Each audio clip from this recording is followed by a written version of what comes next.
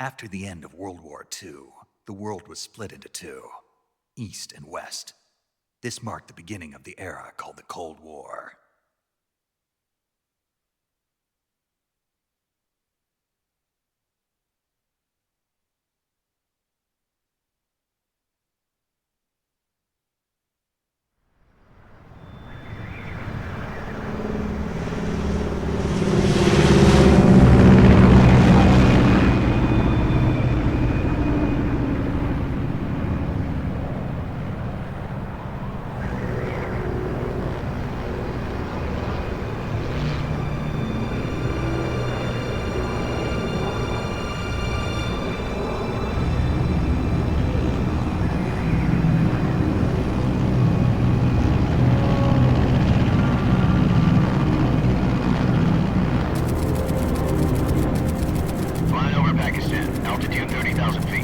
Approaching Soviet airspace.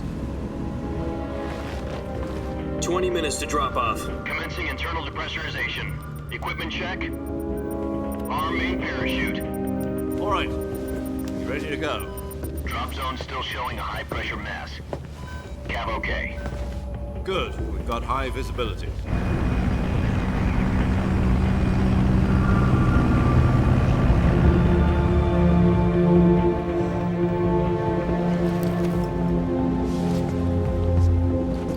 Put out that cigar.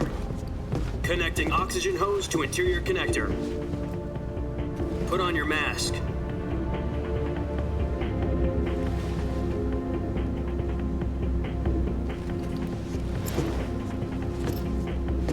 Does this panty waste know what he's doing?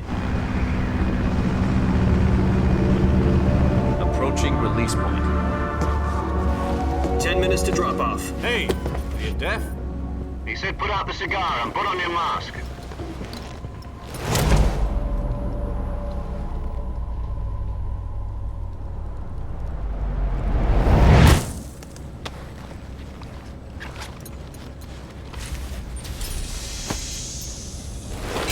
Depressurization complete. Checking oxygen supply. 6 minutes to drop off. Opening rear hatch.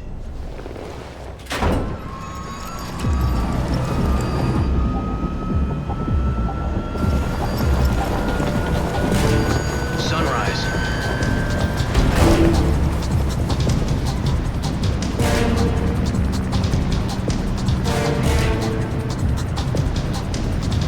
External temperature minus 46 degrees Celsius. 2 minutes to drop off. Stand up. You'll be falling at 130 miles per hour. Try not to get frostbite from the wind chill. 1 minute to drop off. Move to the rear. Activate bailout bottle. This is one for the history books. The world's first halo jump. 10 seconds to drop off. Stand by. Status okay. All green. Prepare for drop-off. Countdown. 5, 4, 3, 2, 1. Spread your wings And fly. God be with you.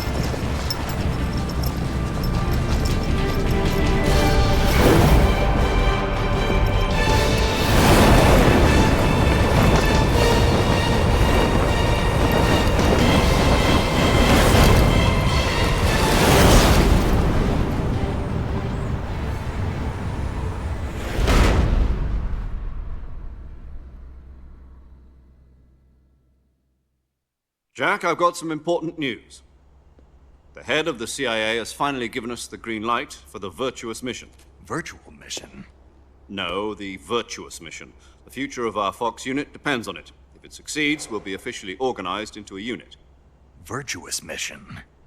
Sounds like some kind of initiation ritual. You know, don't get cocky. This isn't a training op. Right. So what exactly is this wonderful mission? Well, about 2 years ago, a certain Soviet scientist requested asylum in the West through one of our moles. His name is Nikolai Stepanovich Sokolov. He's head of the OKB 754 Design Bureau, one of the Soviets' top-secret weapon research facilities, and the East's foremost expert on weapons development. Sokolov? Isn't he that famous rocket scientist? The very same. On April the 12th, 1961, the Soviets achieved the first manned spaceflight in history. The Earth was blue, but there was no God. Well spoken. The rocket that carried Yuri Gagarin to orbit was the A-1, known as the Vostok rocket. Sokolov is said to be the man most responsible for the multi-engine cluster used in that rocket. After Gagarin's flight, Sokolov left rocket development to become the head of the newly established Design Bureau. From a lowly technician to head of a design bureau, that's quite a success story, so why do you want to defect? It seems he'd become afraid of his own creations. Afraid? Call it a crisis of conscience. And for that, he left his country and his family behind and went over the fence? Not exactly. One of his conditions was that his family was also to be taken safely to the west. We used a mole to get the family out first and succeeded in sneaking Sokolov over the Berlin Wall shortly afterwards. I was the one who conducted the operation. The security on the eastern side was still full of holes back then. Then what? We got Sokolov over in one piece, but the whole ordeal had left him exhausted, and we checked him into a hospital in West Berlin.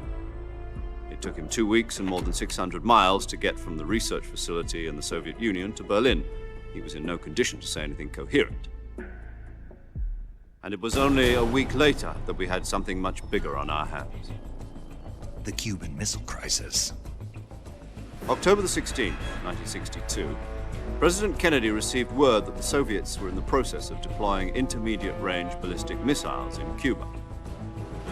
The President demanded that the Soviets dismantle and remove the missiles. At the same time, he announced a naval blockade to prevent further missile shipments from reaching Cuba. But the Soviets didn't back down, instead placing their armed forces on secondary alert. Soviet transport ships carrying missiles continued on course towards Cuba. US and Soviet forces went on alert for an all-out nuclear war. Frantic negotiations were conducted through the UN's Emergency Security Council and unofficial channels to end the hair-trigger standoff. Finally, on October the 28th, the Soviet Union agreed to remove its missiles from Cuba, and so the world avoided a nuclear holocaust.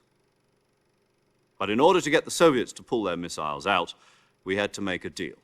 You mean the one where the US agreed to remove its IRBMs from Turkey? No. The Jupiter IRBMs deployed in Turkey were obsolete, and we were going to get rid of them anyway. They had no strategic value whatsoever to either the US or the Russians. The Turkey deal was a ruse, a cover story that was fed to the other intelligence agencies around the world. So what did the Russians really want? Sokolov. They wanted us to return Sokolov. You mean the Soviets pulled out of Cuba just to get their hands on Sokolov? That's right. What the hell was he working on? At the time, we had no idea. We were running out of time. It was either give up Sokolov or risk full-scale nuclear war. In the end, we had no choice. President Kennedy gave in to Khrushchev's demand. The next day, I got Sokolov out of the hospital, handing him over to agents on the eastern side. Sokolov kept on screaming, "Save me," until he disappeared from my sight. Then a month ago, we received some new information from one of our moles. About Sokolov? Yes. He was taken back to the research facility and forced to continue working on the weapon in question under KGB supervision. What's more, it's on the verge of completion. So what kind of weapon is it? Something to do with space rockets? No, missiles. Same technology. I guess you're right. We don't know the details, but it appears to be a new kind of nuclear device. For half a year now, the Soviets have been conducting frequent nuclear tests at Semipalatinsk. Something to do with the weapon, I assume. We're talking about a secret weapon so big that Khrushchev was ready to pull out of Cuba to get it back. Is Sokolov still in the facility? No. According to our intelligence, he's in Selinoyarsk, a place in the mountains about 3 miles to the west that's known as the Virgin Cliffs. The Virgin Cliffs. Nice name for a virtuous mission. They moved him there just recently. Why? Apparently, they're conducting a field test of the weapon, but it's our best chance to get him back. This mission would never have been possible if he was still in the research facility. This is our last chance. Sokolov must have known that too when he contacted us.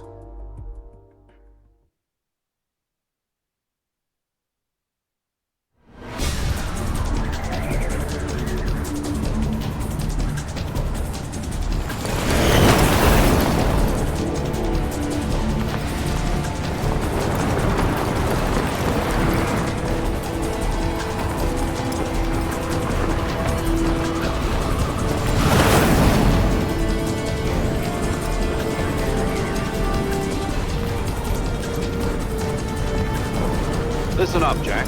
Your mission is to infiltrate Selino-Yarsk in the Soviet mountains, ensure the safety of Sokolov, and bring him back to the West.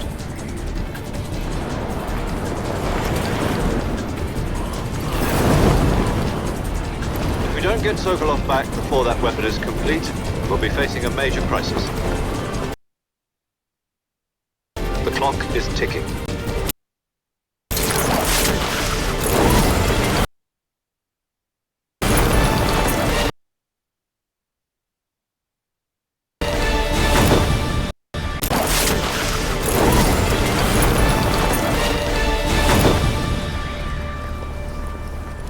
Once we've confirmed the rescue of Sokolov, stand by at the recovery point. A recovery balloon will be dropped at that point. Helium will be pumped into the balloon to inflate it. The process takes about 20 minutes. Once it's complete, the gunship's arm will latch onto the balloon and pull it up. The Fulton surface-to-air recovery system. I'm familiar with the theory. Take it easy. It's been combat-proven. Do you think Sokolov is up to it? The shock will be less than during a parachute jump, and the arm can handle up to 500 pounds. So you're planning on going over the border in a single combat Talon? She's equipped with two 6-barrel 20mm Vulcan cannons, as well as two 40mm machine guns. Sounds like she could hold her own against a battalion of tanks. Even with the fuel in the reserve tank, we're facing a 4-hour time limit. If all goes well, it shouldn't take more than a few hours. Home in time for dinner. But if anything goes wrong, you'll be eating dinner, breakfast, and all the rest of your meals in the jungle.